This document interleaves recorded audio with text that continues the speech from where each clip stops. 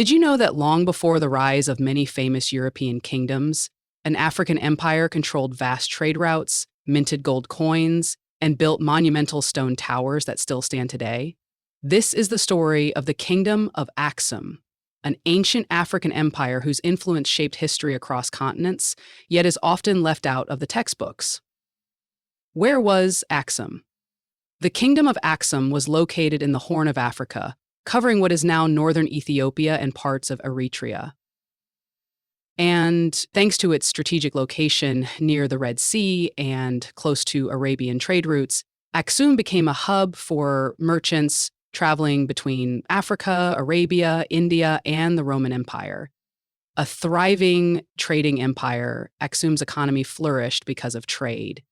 The kingdom exported ivory, frankincense, gold, precious stones, and exotic animals. In return, it imported silk, spices, glassware, and fine textiles from India and the Mediterranean world.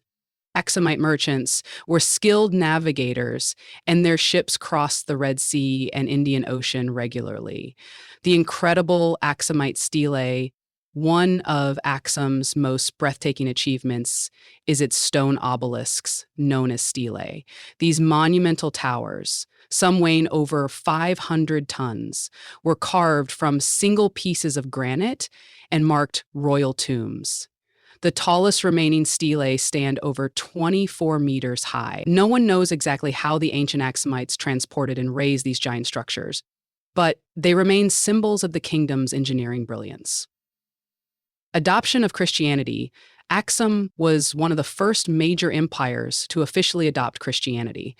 In the 4th century CE, King Ezana converted to Christianity and made it the state religion. Nearly a century before Rome did, Christianity would go on to play a huge role in shaping Ethiopia's national identity. Even today, Ethiopia has one of the oldest Christian traditions in the world, tracing back to the Aksumite period. The Giaz language and script, Aksum developed its own written language, Giaz, one of the oldest written languages in Africa. Giaz was used on inscriptions, coins, and religious texts. Today, it remains the liturgical language of the Ethiopian Orthodox Church.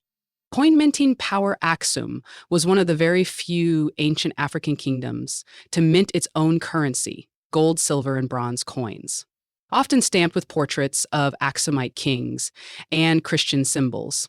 These coins helped strengthen trade and spread Aksum's influence across far-reaching markets.